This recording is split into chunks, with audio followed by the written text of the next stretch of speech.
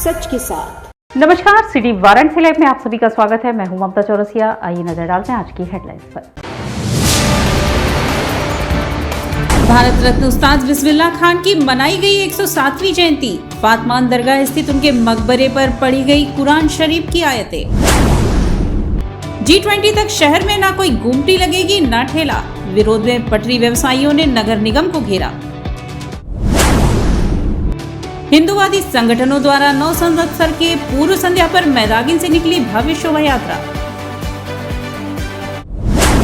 और पुरानी पेंशन व्यवस्था बहाली को लेकर केंद्र व राज्य कर्मचारी समन्वय मंच के बैनर तले निकाली गई रैली। और अब खबरें विस्तार से।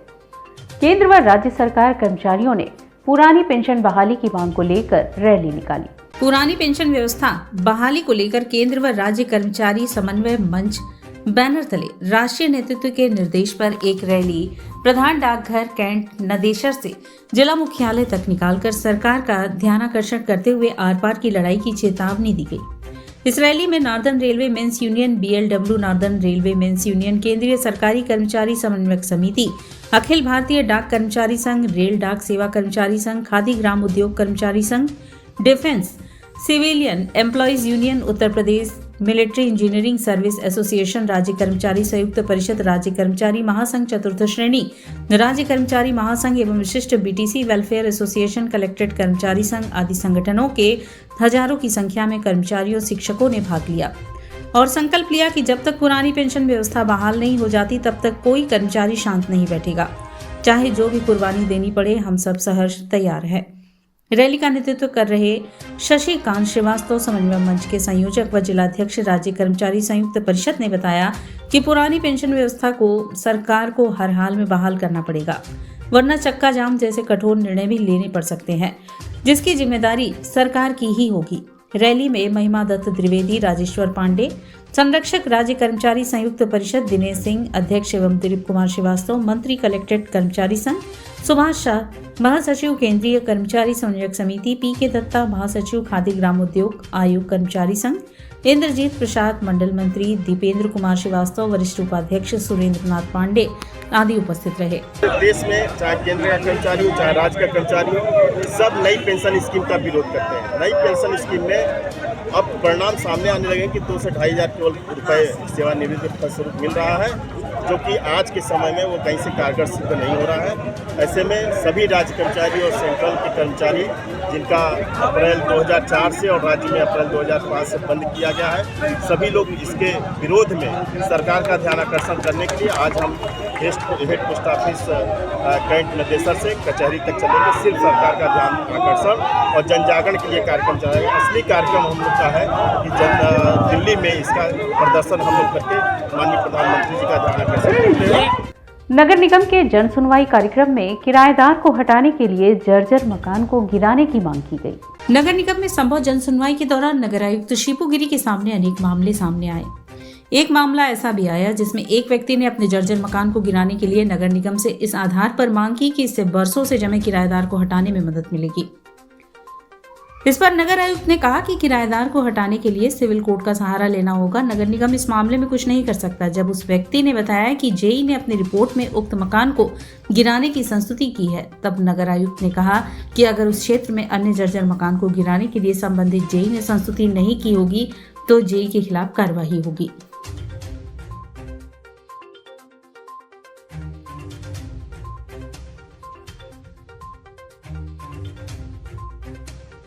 अडानी द्वारा किए गए महाघोटाले पर मोदी सरकार की चुप्पी व JPC गठन के लिए NSUI के कार्यकर्ताओं ने भारत माता मंदिर पर प्रदर्शन किया। मंगलवार को भारत माता मंदिर के मुख्य द्वार पर अडानी द्वारा किए गए महाघोटाले पर मोदी सरकार की चुप्पी व JPC गठन के लिए NSUI कार्यकर्ताओं ने विरोध प्रदर्शन किया।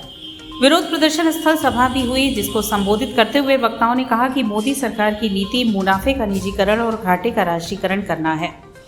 अडानी के महाघोटाले पर प्रधानमंत्री मोदी की चुप्पी जांच न करना स्पष्ट करता है कि अपने मित्र को बचाने के लिए संसद की मर्यादा तक तोड़ सकते हैं। जनता ने अपने खून पसीने की कमाई को LIC और SBI PNB बैंकों में जमा पैसा अडानी का महाघोटाला उजागर होने के बाद से अब तक 50,000 करोड़ डूब चुका है।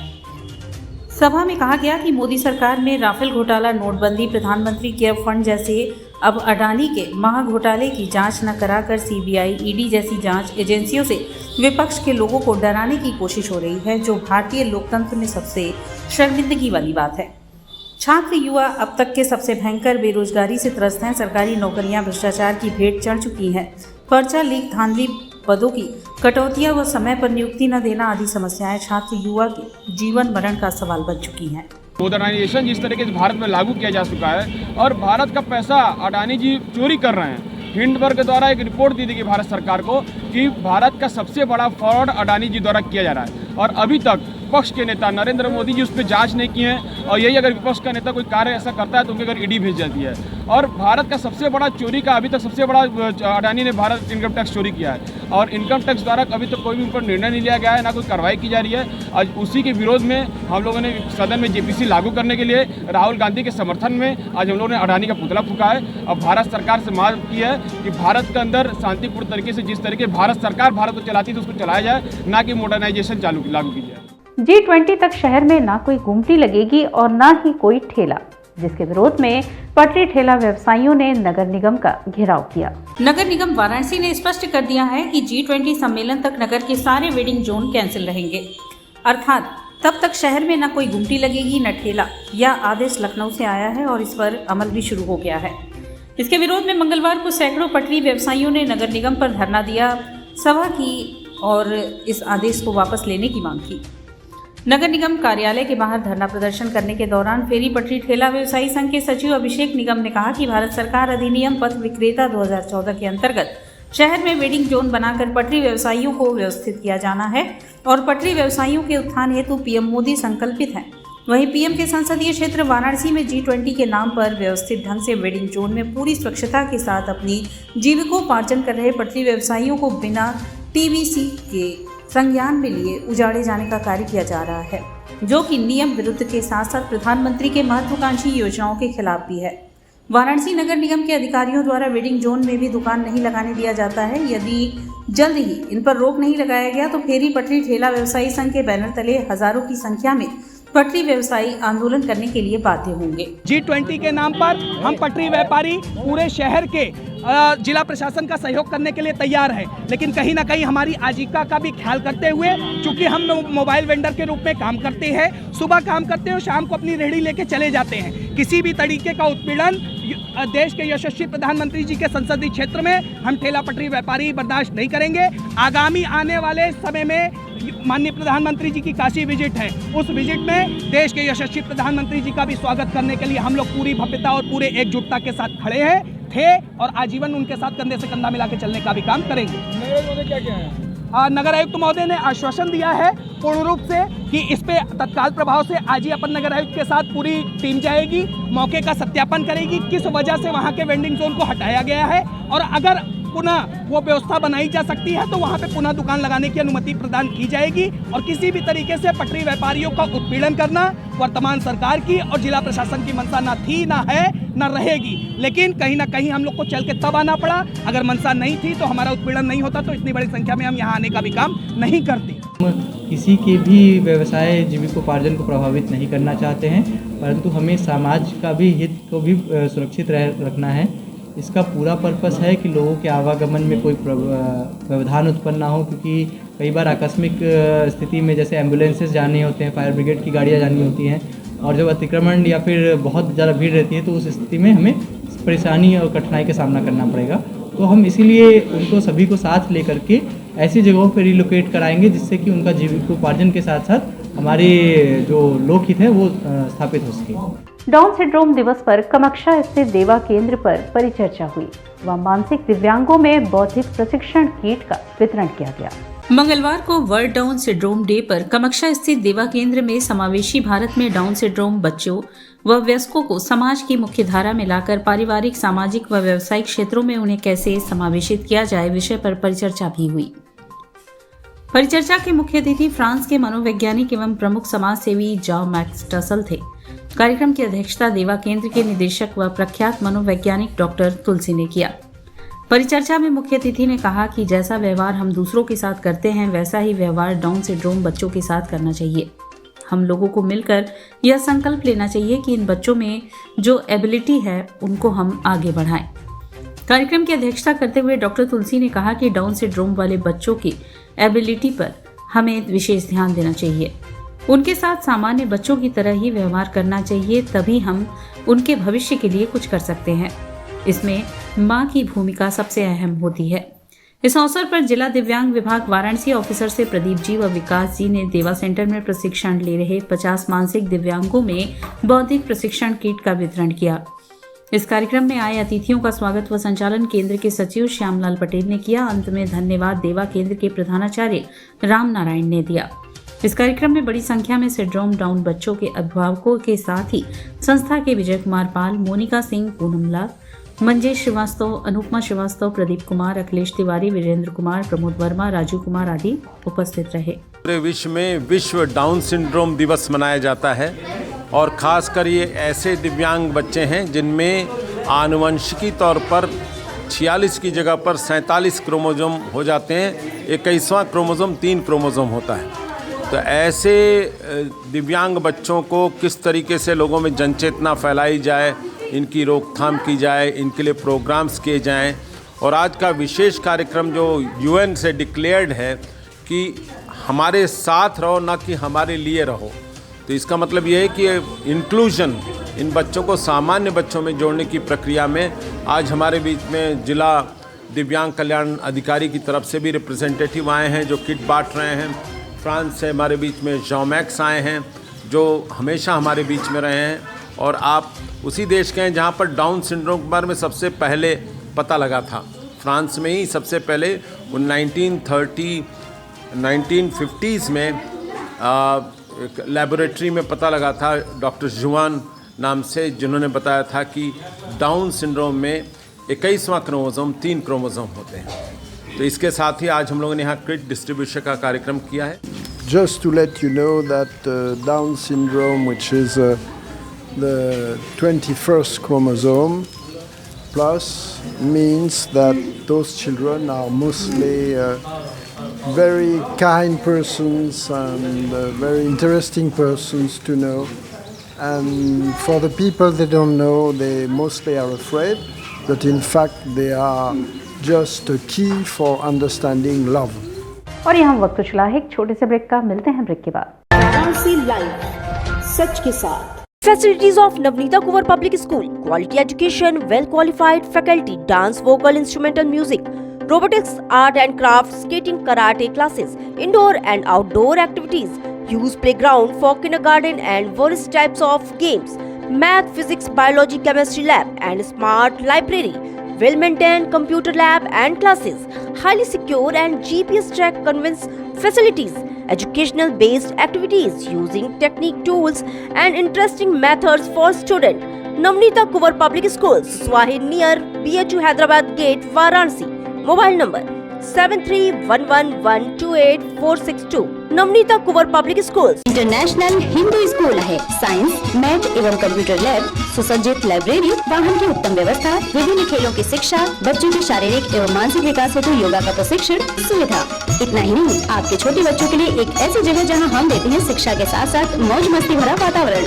International Hindu school, Nagwa, Lanka, Varanasi. Swami Harsevanand public school, वातानुकूलित छात्र छात्राओं हेतु छात्रावास की सुविधा, हरितिमा युक्त खेल का मैदान, indoor game, outdoor game, NCC, ABC certificate तथा कैरियर काउंसलिंग की सुविधा, विज्ञान, कला तथा कॉमर्स के साथ वैकल्पिक विषयों की एक लंबी श्रृंखला, कम फीस में उत्कृष्टम अध्ययन की व्यवस्था, शहर की सभी भागों क्षेत्र में बस की सुविधा, विज्ञान, कंप्यूटर तथा सभी आधुनिकतम प्रयोगशाला है, ऑडियो वीडियो क्लासेस की सुविधा। Swami Harsevanand public school and hostel, शिक्षण समूह, शाखाएं हड़वाघाट, Ramna, Varanasi. Phone number 9454995413। Jagatganj, Varanasi. Phone number 7408457111। Banpurwa, Ramna, Varanasi. Phone number 9554955412। Railway station road, Durg, Sonbhadra. Phone number 7081109710। Marsara, Ghorawal, Sonbhadra. Phone number 955496319495 एवं स्वामी हरसेवानंद महाविद्यालय Churk, Sonbhadra. Phone number 7081 81109711। Swami Har Sevanand public school पाठशाला ही नहीं, संस्कारशाला भी है।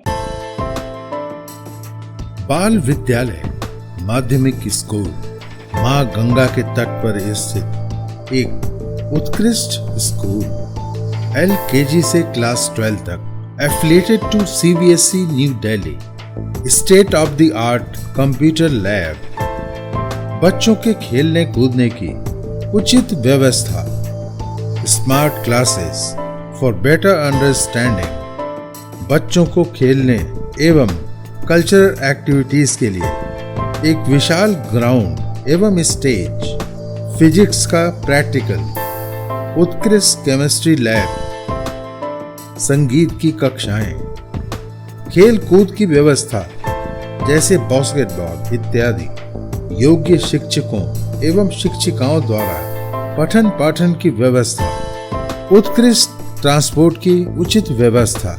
आज ही प्रवेश हेतु संपर्क करें। बाल विद्यालय माध्यमिक स्कूल, प्रहलाद घाट, वाराणसी।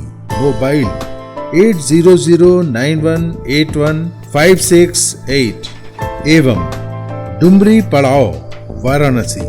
मोबाइल 8009181549। कोरोना वायरस ने देश में एक बार फिर से रफ्तार पकड़ ली है।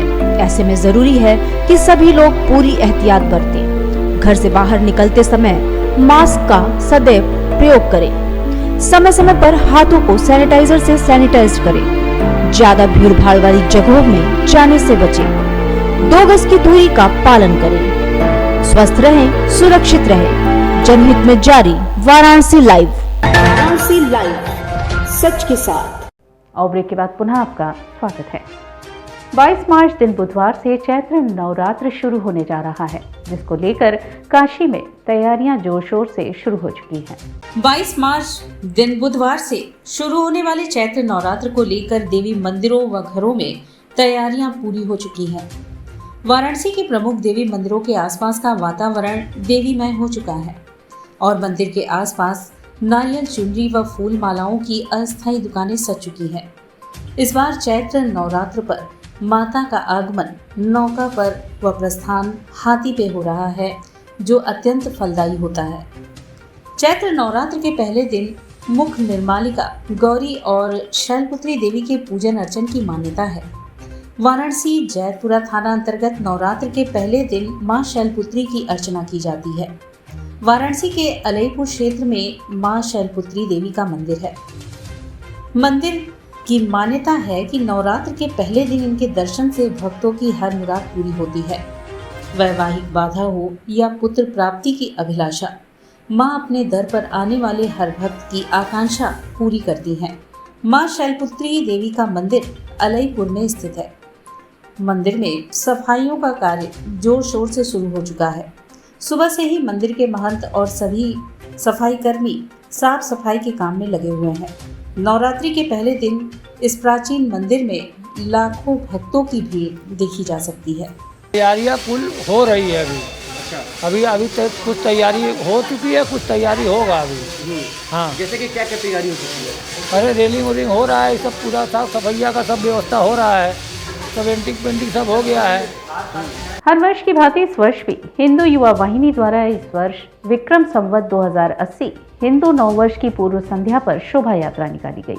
हिंदू युवा वाहिनी महानगर द्वारा हर वर्ष की भांति इस वर्ष भी विक्रम संवत 2080 हिंदू नववर्ष की पूर्व संध्या पर महानगर अध्यक्ष अजय सिंह के नेतृत्व में नगर में भव्य शोभा यात्रा निकाली गई।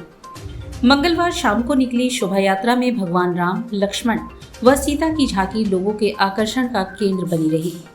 जगह जगह शोभा यात्रा का लोगों ने स्वागत किया। शोभा यात्रा को मनीष पांडे, महंत बालकनाथ महाराज ने रवाना किया।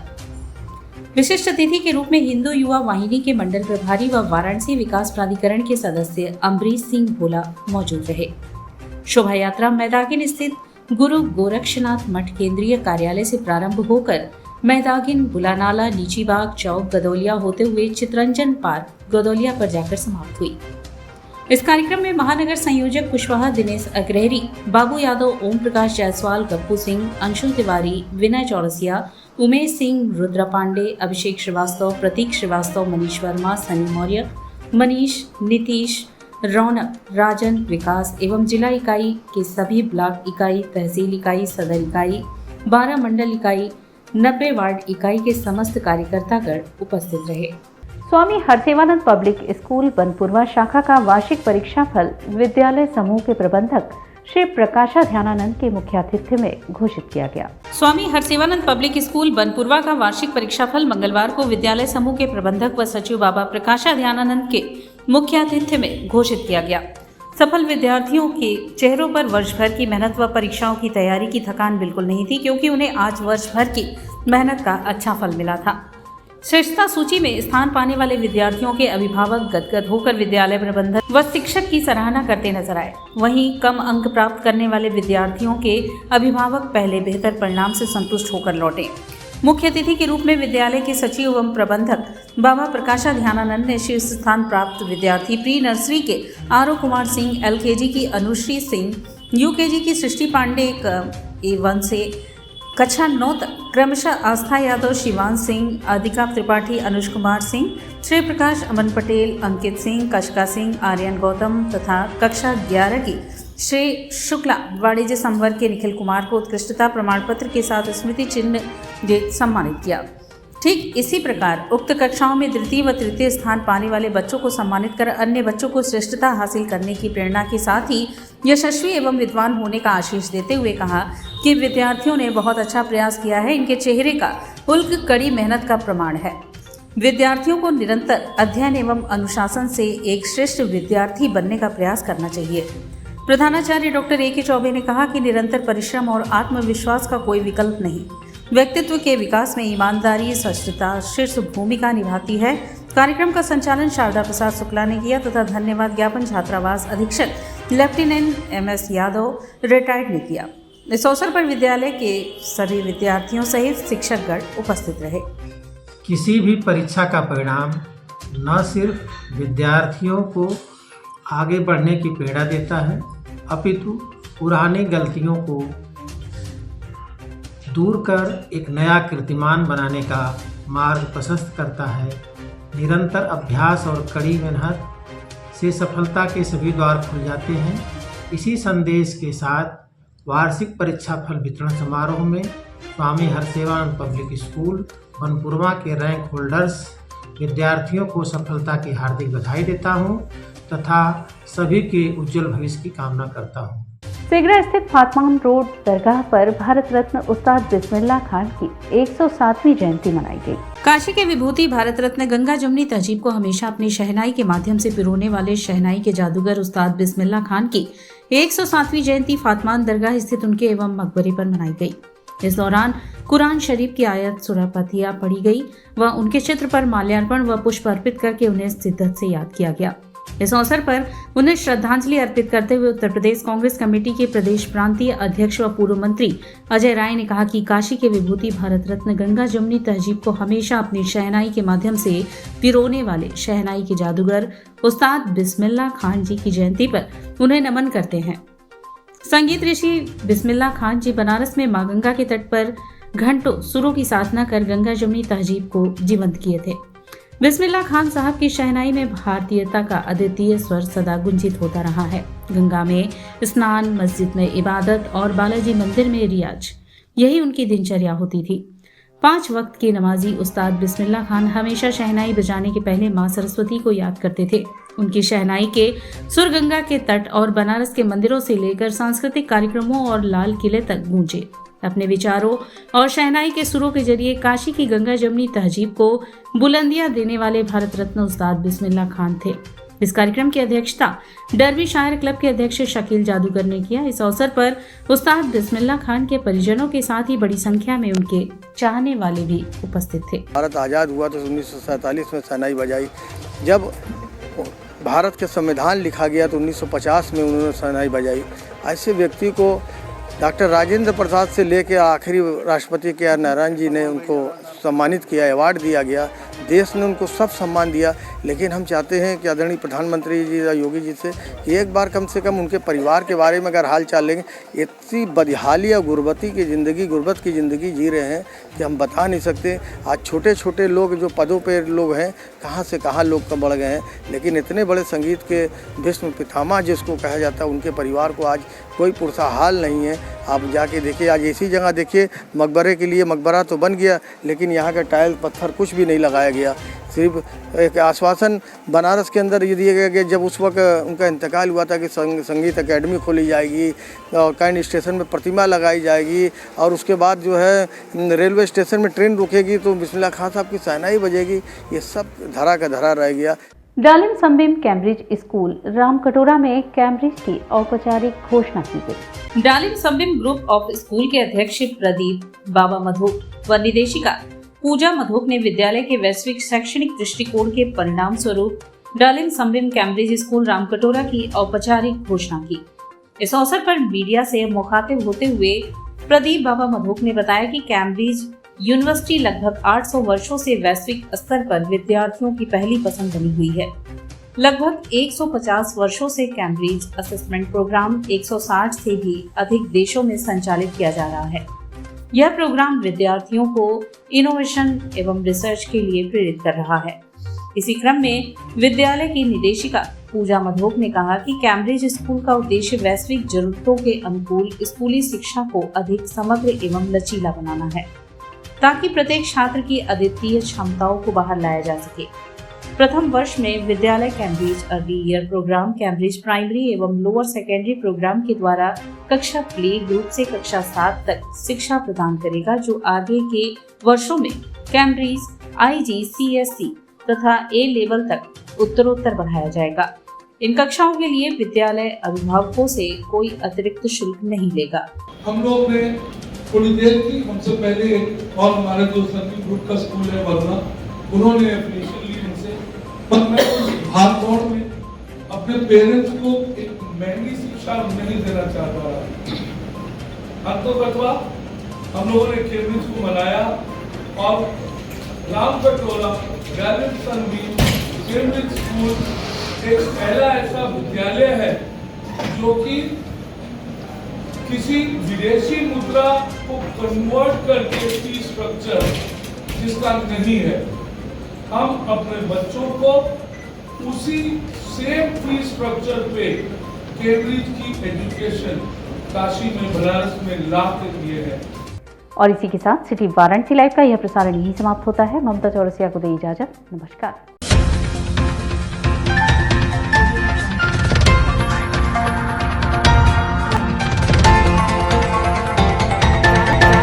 लाइव सच के साथ।